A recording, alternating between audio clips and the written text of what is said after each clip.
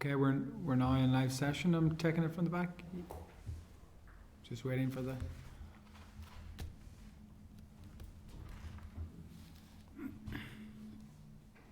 Okay, members, we're now live. I'll go to agenda item number 4, which is draft minutes. Could I refer members to the meeting held on the 1st of October 2024, which are page 8 of the meeting pack.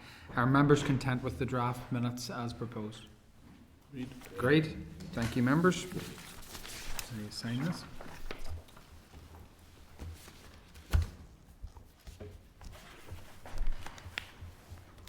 Okay. Agenda item 5, which is matters arising. I have none, so I'll now move to the next item, which is agenda item number 6, which is arrangements for Assembly members' participation in international and interparliamentary bodies. We have a briefing by Reyes, and I can't see exactly who it is. Ray is up with us this morning, so could I refer members to the Secretariat briefing page at page 14 and the research paper at page 16 of the pack. Could I also advise that the committee agreed at the meeting on the 1st of October that Secretariat staff would commission research to inform consideration of potential topics for the work programme. The research briefing will now be provided and members can discuss this subsequently under agenda item number 7. So can I welcome Ray and invite him now to give the committee a briefing. Thank you, Chair, and good morning, members. Good morning. So the research was asked to look at approaches in other legislatures to interparliamentary and international engagement, and specifically it was asked to provide information on the range of bodies covered by any arrangements in place, how members are nominated to participate, the level, type and resource provided to members, feedback mechanisms including applicable outcomes, lessons learned and best practice. And sure, just to set it at the beginning, the paper drew on publicly available information were available, but really given the nature of the request, it was necessary to contact officials in the relevant legislatures, those being the Scottish Parliament, the Senate, House of Commons and the Oireachtas. So members will give a very quick overview of the relevant bodies to which legislatures are entitled to send delegates or attend, but really intend to spend the majority of the time looking at information received directly from the parliaments and devolved legislatures. So to begin, there are the international assemblies such as the Interparliamentary Union, Parliamentary Assembly of the Council of Europe, the NATO Parliamentary Assembly, the OSCE Parliamentary Assembly, EU Parliamentary Partnership Assembly and the British American Parliamentary Group. The remit and membership of these groups are set out in some detail in the paper. And I suppose these are the higher level organisations that are generally of more relevance to the likes of the UK Parliament and the Oireachtas. In two instances, that of the EU-UK Parliamentary Assembly and the British American Parliamentary Group, they are specific to the UK Parliament only. We then have the interparliamentary groups that might be of more relevance, or that are of more relevance to the devolved legislatures. So these include the Commonwealth Parliamentary Association, the British Irish Parliamentary Assembly, Interparliamentary Forum, Committee of the UK Regions, Committee of the Regions UK Contact Group, and the Congress of Local and Regional Authorities. And I'm sure members are familiar with some, if not all of those groups. Again, the membership requirements of the various bodies are set out in the paper. Just in terms of the Congress of Local and Regional Authorities, it was slightly harder to track down, but it appears that the devolved legislatures are entitled to send one representative each. Membership requirements weren't immediately clear, but hopefully that's clarified that. Isn't literally one, to the chair, isn't literally one person each? One person each. Paper also sets out extracts from the international strategies of each legislature. And I suppose generally they are what you would expect of such documents. They aim to promote the aims of the legislature, develop the skills, knowledge and abilities of members and staff, provide for the professional development of members, and generally identify the type of work that can be supported. There are some specific requirements. For example, the Scottish Parliament requires that delegations be gender balanced. So again, there are specific differences across legislatures, but the general themes and aims are reasonably similar, and as I say, the detail is provided in the paper. And sure, I suppose one of the important things that I would want to get across is that the strategy is the foundation for the international and interparliamentary work, really the justification. So how will international engagement advance the corporate aims and objectives of the legislature? And I've just selected examples from the tables in the paper for each legislature to give an overview of the membership, support and feedback mechanisms. And hopefully this is just a better approach than going into detail on every type of body listed in the tables. So to begin with, turning firstly to the Scottish Parliament, and you can see in the large table in the paper how, for example, membership of the British-Irish Parliamentary Assembly is supported. So the Scottish Parliamentary Bureau agrees the political makeup of the Scottish Parliament's delegation of 5 members at the start of every mandate. Since its involvement in 2001, the Scottish Parliament delegation has been led by one of the deputy presiding officers, with the remaining 4 members consisting of 1 member from each of the 4 largest political parties. And it's the parties themselves, via the business managers and whips, who nominate their members. Secretariat and logistical support is provided by the International Relations Office. So for consistency across the mandate, and indeed multiple mandates, 1 member of staff from the International Relations Office is assigned to provide this support. This ensures the delegation is assisted by an official with an appropriate level of expertise in British-Irish Parliamentary Association practices and procedures, as well as really a sort of institutional memory of decisions taken at previous plenaries. In terms of opportunities for feedback, members will feedback their experiences of BIPA at a member business debate, usually held once per session. In addition, BIPA committee reports are circulated to clerks of the relevant subject committees in the Scottish Parliament and or other parliamentary officials as appropriate by the International Relations Officer. Just staying with the Scottish Parliament and looking at their Commonwealth Parliamentary Association, all current MSPs are members of the branch. The office holders of the branch are the President and the members of the branch Executive Committee. And the President of the branch is the presiding officer of the Scottish Parliament. And as part of their job description, one of the international relations officers is the Commonwealth Parliamentary Association Scotland Branch Secretary. So they provide all the support needed for the members taking part in CPA activities. This includes advising the branch executive committee on all aspects of the CPA, including opportunities, budget, memberships, rules and procedures. It includes providing briefings and logistical support, such as travel arrangements, as well as in-person support during meetings and outward visits. Again, in terms of learning opportunities and feedback, all members are invited to attend the AGM, which is held each September.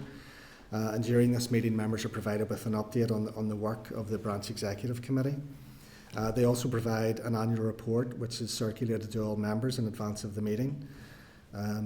Following outward visits to conferences, etc., a report is written by the branch secretary and members feed into this. So this report will include various action points for the members and branch secretary to take forward, such as sharing information with relevant committees. And 6 months following the visit, the branch secretary meets with the members again to check on the progress of the action points. Excuse me. The International Relations Officer provides the Scottish Parliamentary Corporate Body with twice yearly reports outlining the activities undertaken, and these reports are published on the Parliament's website. In addition, reports will be produced by the International Relations Officer for Scottish Parliamentary Bureau supported outward visits. And to ensure consistency, the report will cover location, any sponsoring body, date and purpose of visit and the theme, the outline of the programme and discussions held, and the outcomes and action and learning points. Members, just turning to the Senate, again, if we look at the Commonwealth Parliamentary Association and look at how it's supported, the acting branch secretary, who is the senior international relations and protocol manager, manages the day-to-day activities of the branch. As part of these responsibilities, the acting branch secretary will arrange and provide secretariat support for branch executive meetings and AGMs, provide briefings and advise the branch chair as well as the branch secretary and other members as required, accompany Senate branch delegations to both the annual Commonwealth Parliamentary Conferences as well as regional conferences. In terms of feedback and learning, official reports are produced and are actually a conditional requirement following members' participation in Commonwealth Parliamentary Association conferences. And again, these reports are shared with relevant committees excuse me, and Senate Commission teams who will have an interest in topics discussed and lessons learned. I should just point out something that's interesting. In terms of the UK-EU PPA, The Senate actually has negotiated to send 2 observers to those meetings, so that's usually just for the UK Parliament at a higher level, and these members are from the relevant committees working on issues related to the work of that particular meeting. Current membership is either the chair or, in their absence, a member of the Economy, Trade and Rural Affairs Committee and the Legislation, Justice and Constitution Committee. Support is provided by the Senate's Brussels office and its EU Affairs Advisor, and again this encompasses travel, accommodation, subsistence costs. Members will receive briefing packs and advice from the Brussels office and also the Senate Research Service, and speaking notes are provided on request. Representatives produce a report on proceedings after each meeting with support from the Senate's EU Affairs Advisor. This is sent to their respective committees and any other committees to whom it may be of interest. And it's published on the committee web pages, and it's also sent to the Welsh Government for information. Chair, just turning quickly to the House of Commons, they have a couple of different approaches for nominating members to international assemblies. So delegation members are formally appointed in a written statement by the Prime Minister or by the Secretary of State for Foreign and Commonwealth Affairs. Membership reflects the political party balance in the House of Commons at the time of the most recent general election, and each House decides on the distribution of its places. It's for each party to determine their own method of nominating members of the delegations, and the balance of members and peers nominated should broadly reflect the split of funding between the 2 houses, which is presently 70-30 in terms of the Commons and Lords. Looking at the level of support provided, the House of Commons Inter-Parliamentary Relations Office provides support to members in undertaking activities in connection with the parliamentary assemblies. And again, this includes assisting members with travel and logistics support, providing administrative support for meetings. There are 2 delegation secretaries who are the first point of contact for delegation queries and provide procedural support to the delegations as required. Support to members is provided in line with the rules set out in the Guide for Members of the Delegations, which also sets out how the UK Parliament interprets its responsibilities as a member of the assemblies. Each parliamentary group has a secretariat responsible for providing advice and administrative support to its members. Excuse me. The secretariats operate independently of the Inter-Parliamentary Relations Office. In terms of feedback, many of the members who are delegates on inter-parliamentary assemblies are also members on the UK Parliament select committees. They will regularly draw colleagues' attention to work done through the inter-parliamentary assemblies. This is done via committee reports, etc. There will also be debates in both chambers and in Westminster Hall about the outputs of the inter-parliamentary bodies. In addition, they'll sometimes engage formally with government ministers, such as writing letters and arranging private briefings. Finally, members, just in terms of the Oireachtas, there wasn't a huge amount of information available. I didn't receive a huge amount of information, but generally members are nominated by party whips based on their party strengths, and this is reflected across all inter-parliamentary organisations. And again, they receive general sort of travel support, briefings, and somebody from the Inter-Parliamentary Office will accompany delegations on their trips. There are currently no formal mechanisms to feedback. Chair, that's just a run through of the key points from the paper. I suppose in terms of just conclusion, the external bodies generally set their own membership rules, and it's generally up to the legislatures to decide how they want to send delegates there. Support is generally provided through international or inter-parliamentary relations offices. And I suppose, just as with all aspects of parliamentary business, it comes down to sort of competing resources in terms of the extent to which legislatures can engage. But Chair, that's just a run through of the key points. I'm happy to try to take questions. Very much, Ray. And just, I suppose, I admitted to a non-peculiar interest as the Executive Chairman of the Northern Ireland branch of the CPA. Michelle, you might want to declare, obviously you're executive member of the CPA as well, just to know we're considering it. Appreciate that. Obviously there is some issues contained within the paper, you know, that we participate in quite fully as an assembly and have done historically.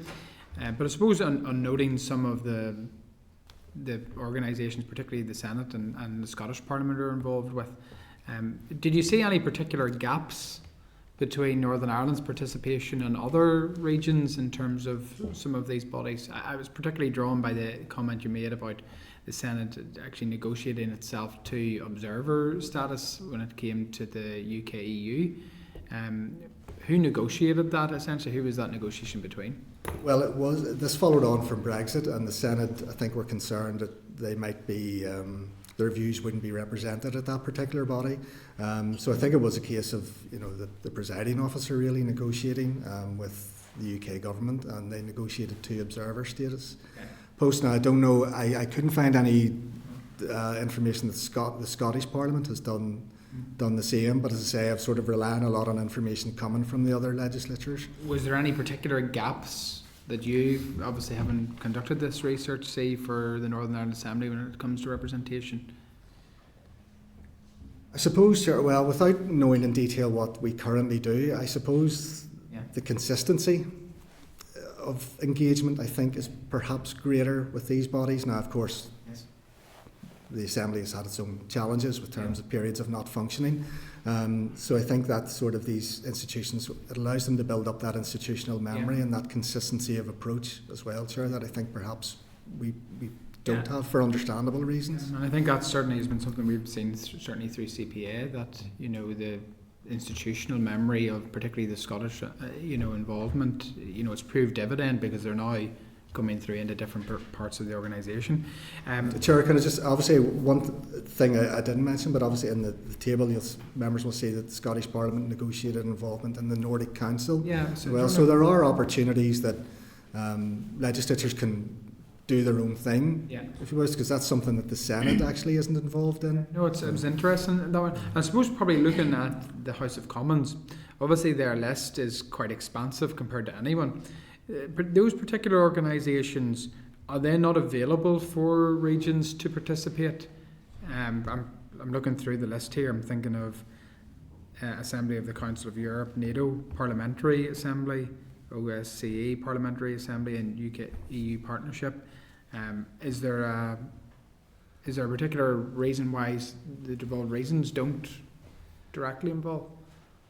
I suppose, Chair, it's those are geared more towards the sovereign parliaments, really, and I don't see any particular reason why the devolved legislatures aren't involved. It's probably more likely that membership isn't necessarily open to them as such, particularly things like the NATO Assembly. Yeah, no, it's just something that obviously if the committee do take something like these are points of exploration, there's probably a legitimate reason why certain organisations are to particular parliaments. But I was just trying to hear that feedback. Matthew, you had a question? I just did, just on the PPA, just to crystallise that, there is a variation in terms of attendance in the different devolved jurisdictions. As in the PPA, obviously the PPA is it's primarily MPs, but there's a bit of a variation in terms of how the devolved legislatures can participate or do participate. The EU-UK Parliamentary Assembly? Yeah, well, it was established under the 2021 Trade and Cooperation Agreement. TCA, so it consists of 2 delegations of 35 members each, appointed by the European Parliament and by the UK Parliament. So they may contain from time to time substitute members. Term of office of the members is decided in accordance with the rules and or processes respectively of the European Parliament. Although they do not officially participate, representatives from the devolved legislatures have obtained observer status. That's it. And so I know we've had MLAs, for example, some MLAs have had observer status. I don't know if any Northern Ireland MPs have it. Was Gavin in it? No, or some? I'm not sure who was. Anyway, okay, that's fine. So basically, but it's not codified. But do you have any information on how it worked in practice? So I know some MLAs have attended in observer status, but it's really just, has that been at the, as it were, pleasure of the joint heads of the PPA who have said, well, we'll get these people in, or has there been a nominating process? I don't have the detail of that, but I'm happy to certainly something we can come back on if the committee is minded to do a piece of work on this. Well, I'm not sure it's going to say one for us, but it's just information that I thought would be useful. These are issues that we can't take up. No, Chair, just I think on Matthew's point, from memory, I think the observer status, it was the FM attended those various meetings from memory, and having, I think, attended one of them in the past. Usually there's an opportunity to speak, participate, but in terms of further contribution, really that's it. It's observer status, really, so you're there as part of the conversation, but not able to vote, etc. Okay. Any other members, any other questions? No? Okay. Ray, thank you for your briefing paper. Much appreciated, and we will consider this matter later on in the agenda. Thank you, Chair. Thanks. Okay, members, now on to agenda item number 7, which is selection and prioritisation of topics for AARC work programme. For members to the following, page 53 right through to, I think, page 98. We were expecting a TEO response, which had been asked. That hasn't been received. I think I'll let Shane maybe speak to that point shortly. Shane, if you want to perhaps speak to the different items and introduce us and talk to members through accordingly. Okay, Chair. So at page 55 of the electronic pack, members, there is a table comprising 13 potential topics for the committee's work programme. So these have been derived from 3 main sources. The first is the previous committee's legacy report. There were some residual kind of areas of work that the previous committee recommended this committee consider taking forward in this mandate. And then second area is the committee agreed back in the spring and March to write out to stakeholders, in particular the Assembly parties and also the executive side, to invite and canvass suggestions. So there were 3 opportunities provided to the parties. The deadline was extended twice, so there were some responses came in and they're included in the table. Hold on, we'll let Shane finish this. And as the Chair mentioned, the executive side has indicated just in the last few days that there may be a response coming through there with some suggestions. It hasn't. I thought it might have been tabled today, but it hasn't arrived yet, Chair. So and then there were some other developments like the issue of inter-parliamentary engagement that the committee has received a briefing on. And then there was also the suggestion around powers for committees to amend delegated legislation, and the legal advice has indicated that there are issues in that regard. So there's also, just Chair, just mentioned to members, there's at page 97 to 99, there's some advice and slides that committees get generally around selecting strategic topics and the issues to consider, and including, for example, that obviously if the topic is within the committee's remit, if there's an opportunity to have an impact or affect change, stakeholder interest, if it's an area of good practice reform, those types of issues, and also where there's sufficient interest on the committee. So those are types of criteria that the committees generally would apply when selecting their topics. So Chair, really, now at this point, the committee needs to decide, first of all, after hearing the legal advice today, if it's content to drop that suggestion, given the legal barriers in that regard in terms of amending delegated power legislation. Yeah.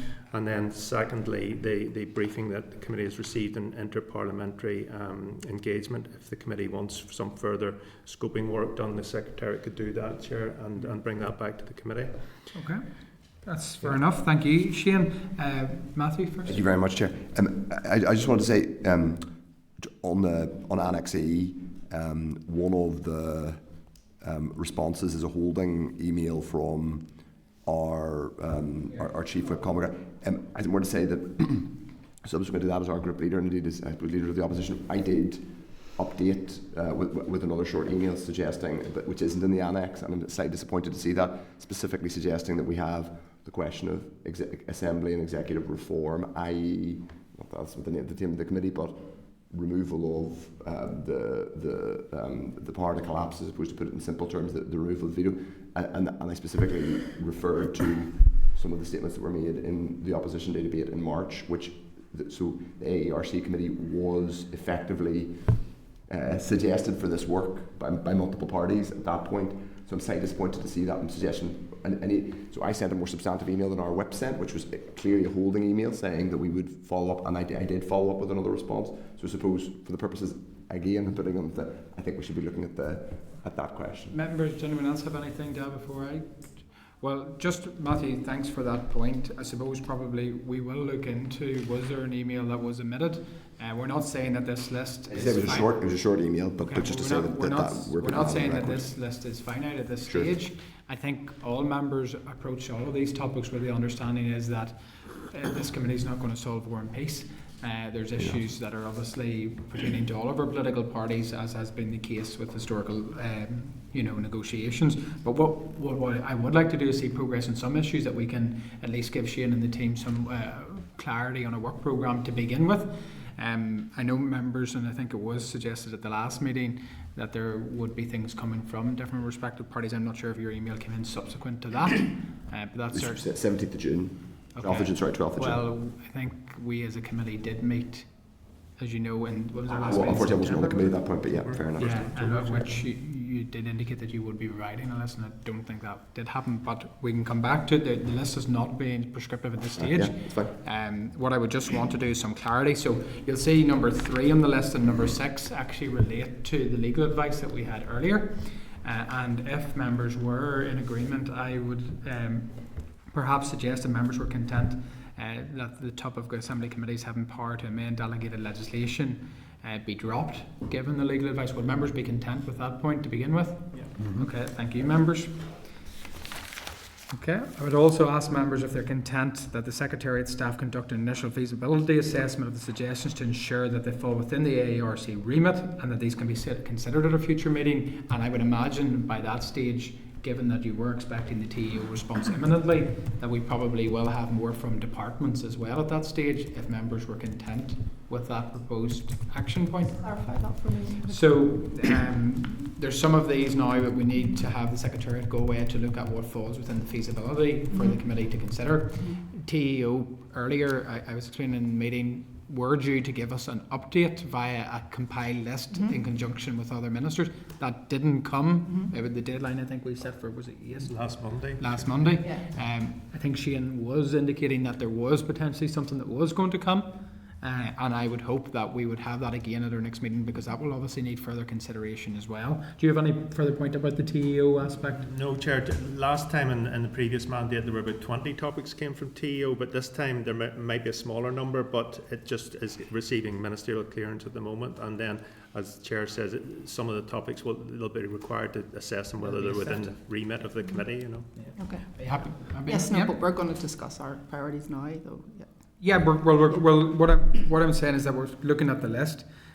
Probably the two that come to mind, particularly from the list, and I'll allow members to have their input as to what we can get on with and what we can't. Would members be content for us to take forward the particular point in relation to further consideration on interparliamentary and international bodies? I think there's a piece of work there, particularly some of our representation on some of the newer bodies hasn't really been fully established within the Assembly, particularly some of the new bodies that were set up post-Brexit. Would members be content that we give the Secretariat remit to look into that particular issue? Michelle, you're... Yeah, I mean, in principle, I've no issue with looking at that as a thing. If we're going to look at our priorities, I think we should get into that conversation and then start approving things. Okay. I'd rather have a fuller conversation. I don't think I would prioritise that over some of the other things on the list. So for me, and it'll become a surprise to no one, that I would prioritise item 2, probably with item 7 around designations, appointment of First Minister and Deputy First Minister, because the key issue for us is that our Assembly has not been stable. I think there would be an expectation from the public that we would take forward the most pressing issue, which is that we have stability within our institutions, and to be working at other things around the fringes of that, I think would not be as good a use of our time in the context of that really glaring issue that we have here. So I would be keen that we discuss that and what else is achievable within this mandate, and then consider other things. I don't want to start deciding now whether we would take forward the interparliamentary stuff in advance of having that conversation, because... Okay. Any other member, anything, Gary? Yeah, I suppose, Chair, just I think that when we look at these priorities, given the short time frame within this mandate, what we need to be careful of, there's other structures in terms of party leaders forums, other committees, and I think we need to be mindful of the topics that we do take on. we need to be careful that, you know, we are mindful of the limits of this committee, but also in the fact that there's wider party leadership that has to be looked at as well in terms of, you know, those process. Specifically, if you look at the appointment of the First and Deputy First Minister, of course, we're able to have conversations. That being said, you know, realistically, are we going to say that that is a topic that we're going to be able to resolve within this committee? It is probably not likely, and I think that we just need to bear in mind what we can achieve. I think it always was, and I remember this because I did serve on the previous AERC as well, there always was the conversation around, you know, there is a realism that a lot of these major topics will be cross-party consensus negotiations that have taken part, but Michelle's put those are two priorities. Michelle, did you have for your... Yeah, absolutely. I think, again, the previous iteration of this committee was clear in its legacy report that we would take this work forward.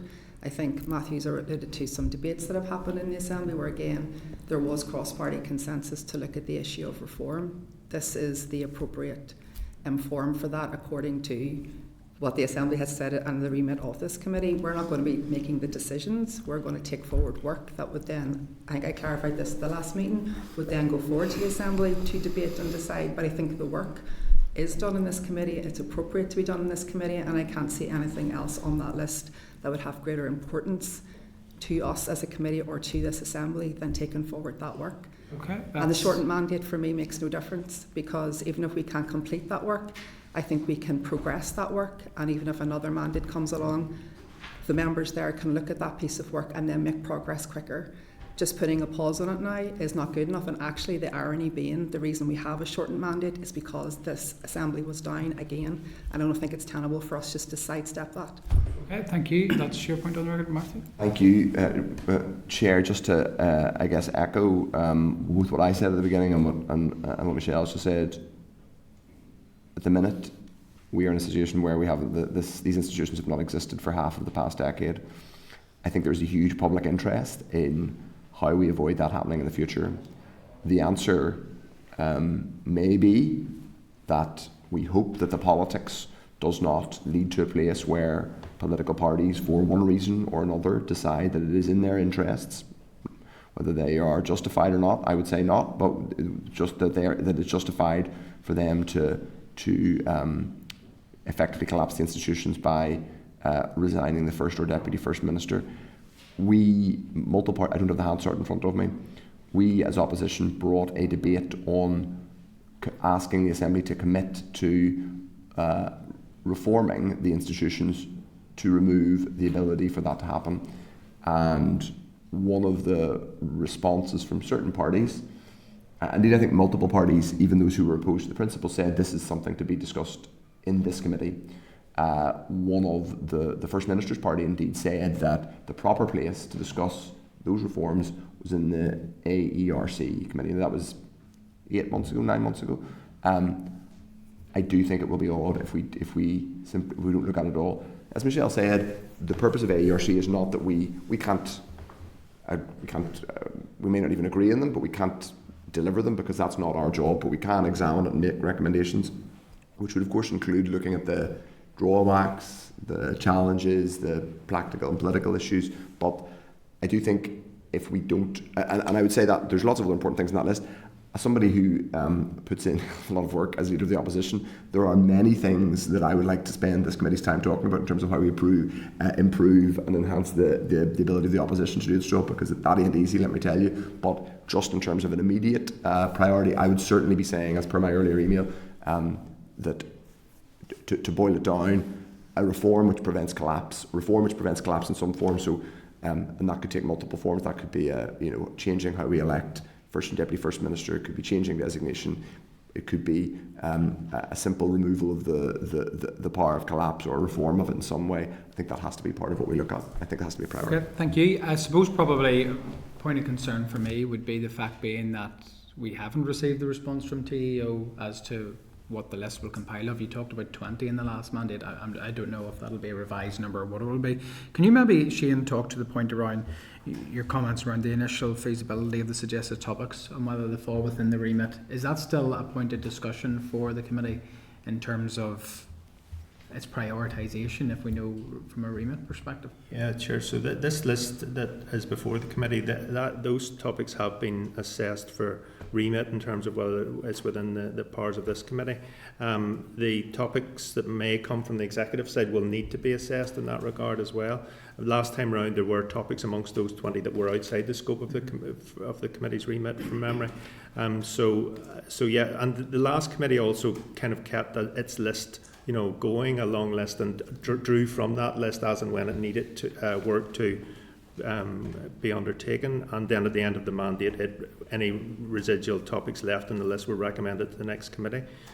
So that's the position at this point. Yeah, so we would essentially only need the assessment whenever the TEO response comes as to what can fall onto the list and what can't. So we're probably in the arms of whenever that may happen. As any other member, before we come back to Michelle, has anybody else any other issues to raise in this one? Sure, I'm sympathetic to both the suggestions from Michelle and from Matthew in that respect. I did assume naively, potentially, that would have been the main work of this committee. I appreciate how much work that might involve, and I appreciate that we probably won't get an agreement or even ability to change, but I would like to see at least a bit of research from this committee and a bit of discussion around it. Simultaneous to that, though, I do think that there are some things that we can achieve along the lines of what you had previously mentioned around the appointments to outside bodies, and I think we could potentially look at that as well in order to try and achieve something. If I might just ask again, how far did the previous version of this committee get, Shane, in terms of looking at reform of the institutions? Was there a piece done in the last mandate? And yeah, Chair, as outlined there on page 55 at item 2, the previous committee on that issue of designations and the appointment of FMD/FM, the previous committee gathered an initial body of evidence and published that, Chair. So and then it highlighted that in its legacy report, Chair. Okay, so we have a number of different perspectives from members about when a TEO response comes. I suppose we'll adjudicate on that whenever it does come and sift through that list. Perhaps then it is a point of principle for members to say, well, do we gain, is there worth to be gained in further reports or raised papers on all of these items? Has that already been done from the Legacy Committee? Essentially, if they were to progress on any of these issues, what would be the next stage here? Yeah, so I suppose, Chair, at this stage it would be helpful if the committee decided which topics it wants further scoping work done on, and then that would allow the staff to go away and bring back papers to future meetings. A small number of topics at this stage, maybe 2, will allow the committee to start some work on topics, and then when the executive office, if topics come in from the executive office, they can be added to the list, and that assessment done on those as well. Okay. I would just make the suggestion, just to reiterate the point, not to be repetitious about it, if that's a word, repetitive. I do think, to crystallise what we mean by what I certainly mean by reform, and I think others in the room do, which is reform to the end that it is not possible to collapse devolution by a single party, respecting the inclusive and power-sharing nature of our institutions. I think that is the most important thing this committee can do. And so I think that should be a scoping exercise. It's also worth saying there was an NI Affairs Committee, Northern Ireland Affairs Committee report from the Commons that was done, I think, from memory, either earlier this year or late last year. So there's the homework's half done in that regard. And obviously there's been a lot of talk about it, including in the Assembly Chamber. So I would put that for. If I had to be forced to suggest a second preference, but it is a second preference, albeit it's very important to me personally. I think that looking at how the opposition functions is an important one. Now, I don't really need to declare the interest, it's a fairly obvious one, but I do think that would be an important thing for us to look at. But I would be clear that that would not be my number one priority. My number one priority would be the reform in order to prevent collapse.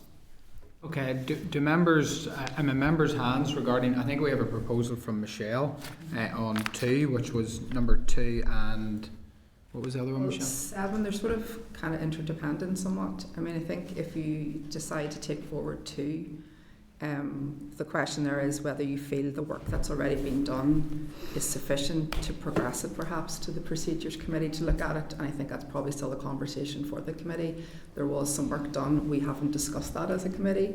I think there were 7 submissions came back, there was various pieces of research, so perhaps the next step is, if we decide to prioritise this, is to evaluate that with a view then, if we are content that there's enough there for the Procedures Committee to kind of look at how that might manifest within the Assembly, then that's something we can do, but I don't think 7 works without 2 really. Yeah. Members, Michelle?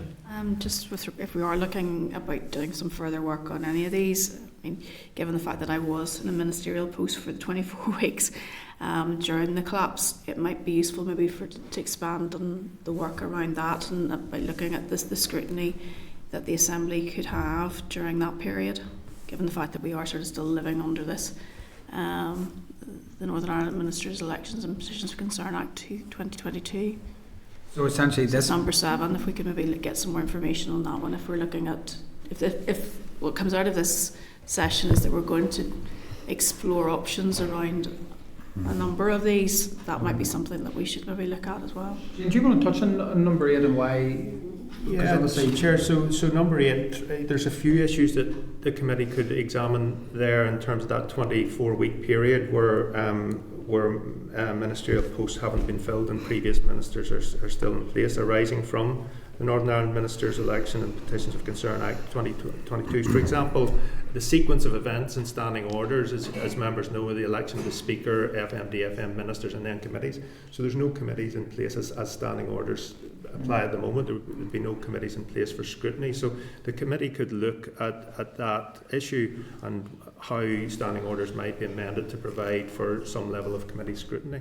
And then there's other issues related to that about how the makeup of those committees would be established. Would it be on the basis of the previous mandate or the new mandate? So there's lots of issues arising, and that work will need to be done ahead of the next mandate. So it is something that does require to be done at some point, Chair. Okay. Any other comments from members? So I suppose... Go ahead, Michelle. I accept if that's something the committee wants to take forward as a piece of work, and I will faithfully and diligently do my work around that. I'm just deeply uncomfortable with anything that we take forward that seeks to accept that collapse is part of the institutions. That's something that we have to future-proof for. I can't accept that we feel that that's in any way reasonable to have circumstances where we need to engage with these things because we don't have an assembly. I just want to put that on record. If we decide to take that forward, I understand the practicalities of it when it does happen, but I want to be really clear that I'm deeply uncomfortable with taking forward work that just accepts that's how it is here. I can't accept that. I think that's one point bizarre. Chair, is in terms of if you're looking at the effectiveness of MEPOC, which is which is a kind of halfway house to, which was a bill that was designed, or law act of Parliament that was designed to mitigate, kind of halfway sort of soften some of the effects of collapse, but didn't really. I mean, I think it is possible to look at the effectiveness of that within the context of a broader piece of work on how to prevent collapse. What I think is, one observation I would make is, I'm kind of, and I can't speak for others, I'm trying to kind of crystallise a thematic piece of work, which is, I think, around something like how to prevent collapse. If the answer to that is only ever political, I think the public will wonder why. I think there will be questions about why people said earlier this year that this committee would look at this stuff. So I think procedurally you could look at the effectiveness of MEPOC, but my view is that would be more useful if it were part of a broader look at reform and how you prevent collapse, because MEPOC was, in a sense, one part of a legislative attempt from Westminster to mitigate the effects of collapse, not necessarily, but clearly not do what you need to prevent it, but to mitigate some of the practical effects. So ministers like Michelle stayed in post until October 22. I think it would be interesting to look at how it worked, because that might feed in to be honest, my view is that might simply underline the case that you need to do more fundamental reform, because MEPOC may have been well intentioned, but ultimately but anyway, so I think that, and some of the evidence that will have been gathered in advance of that bill will, I think, be useful for us in terms of doing a more fundamental look at how to prevent the thing collapsing, because I think that is the fundamental question that we should be looking at. I suppose Anyway. probably from my perspective, you know, and if I'm being forthright and honest with it, you know, number two, the and I know the Alliance Party and the SDLP are on record on this point around the designation of First and Deputy First Minister.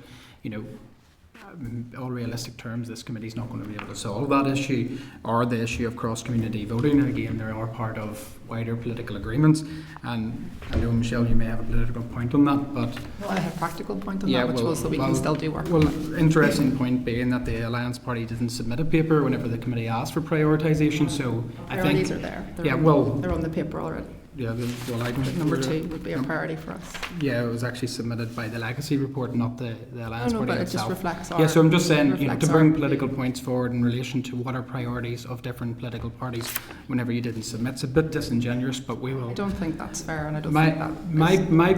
My point for the committee would be, we have to deal in realities of what we can.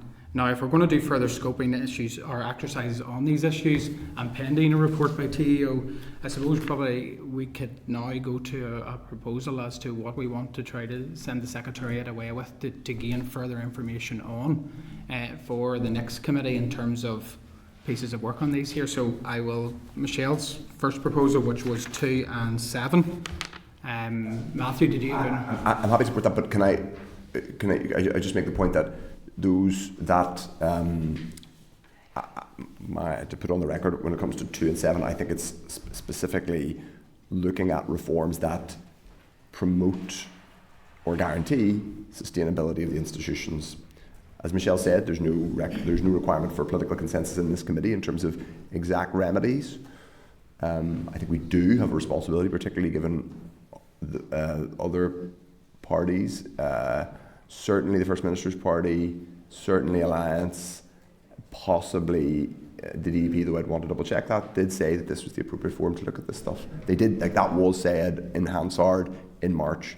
So I think if we... I think your recollection is true. I think it was talked about that the ARC is an appropriate place to talk about these issues, whether we would be able to get resolution on them. Well, in terms of the scoping exercise, Yeah. my suggestion would be, in order that we find a degree of consensus in terms of is that the scoping exercise is reform, including options to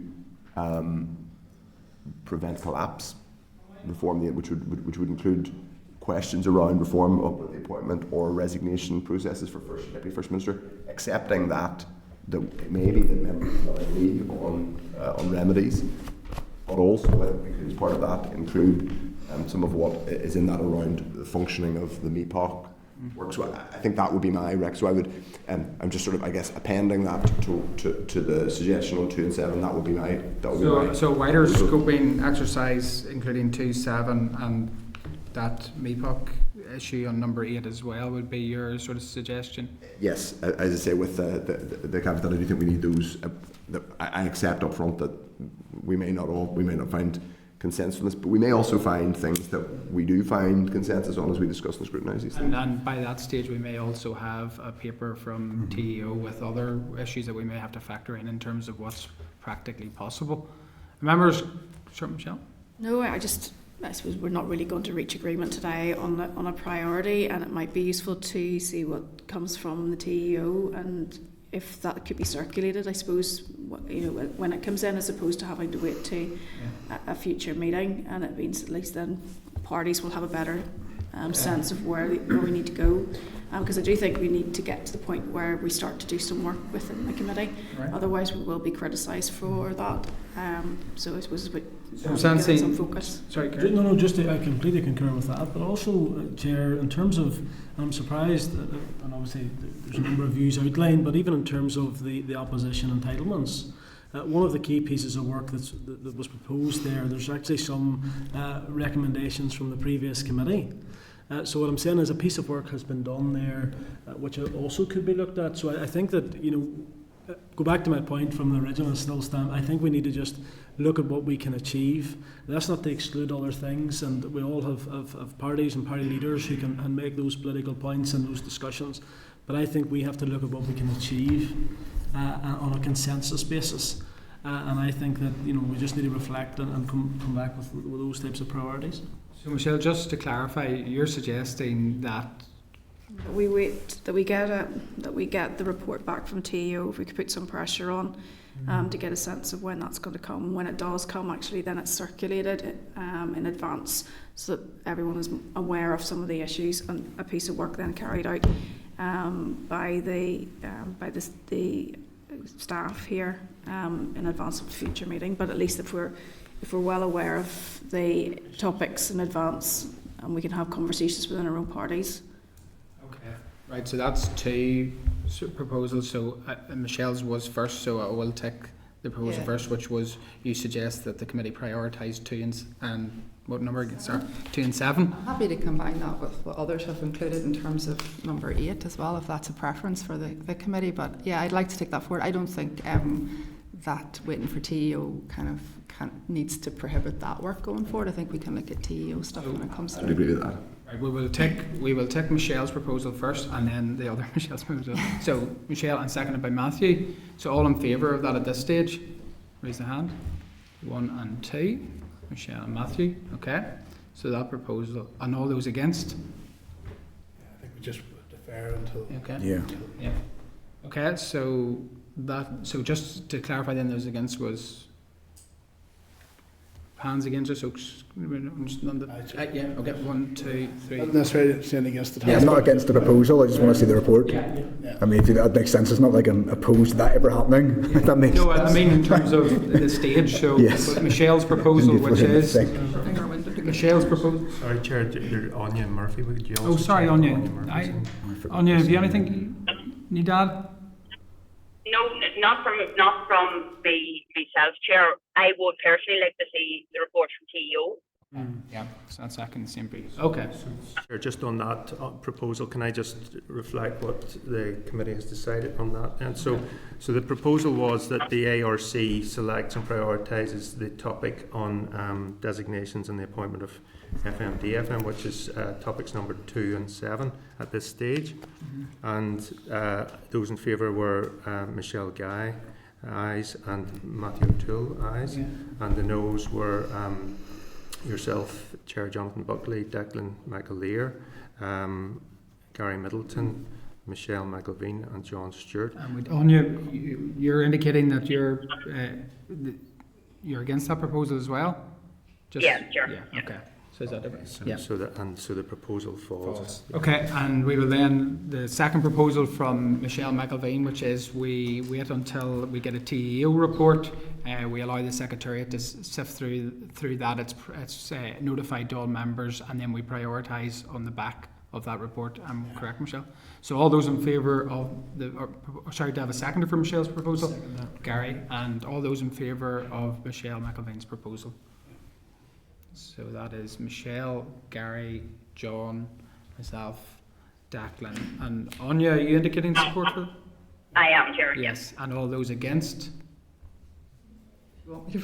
Yeah, Michelle and Matthew. Okay, so that proposal falls. Do we have any indication, roughly, Shane, how long that's going to take, or are we in the hands of TEO completely? Have they given us Chair, I contacted TEO yesterday, and there was a hope that it would be tabled today, so it's just a matter of... imminently? Okay. I just want to... Sorry, just let Shane finish, please. So I would think in the next few days it's likely to Yeah, receive. it's circulated. Sure. Yeah, perfect. Thank you, Chair. I just want to read out for the record, because I think it is important that we, this was discussed in immense detail in the first opposition day, and when I asked the Deputy First Minister about that on the same day, she said the best way to secure and stabilise future Northern Ireland, etc., the work on reform and the consideration of reform.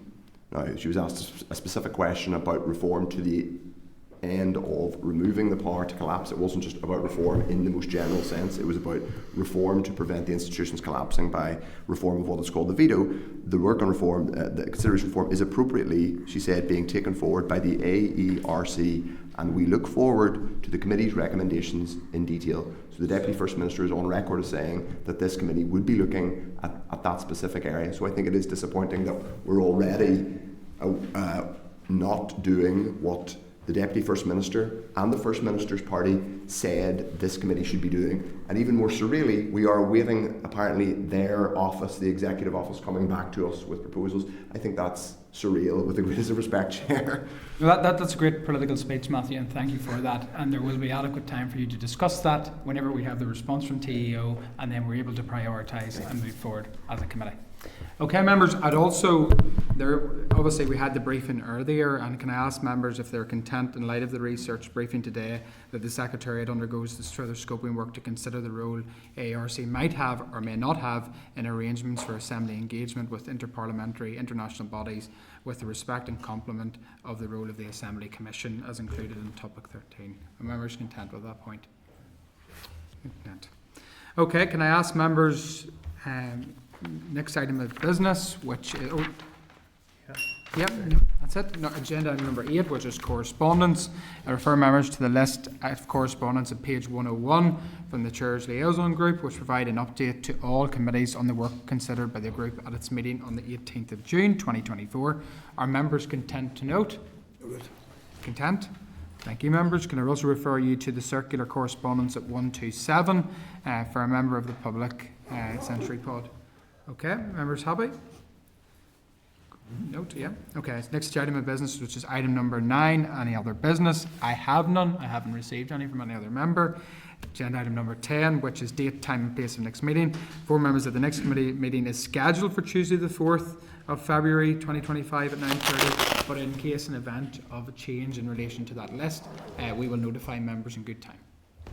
Content? Thank you, members. Much. Cheers, everyone. Have a good day in the Assembly. Committee Room 21. Sound.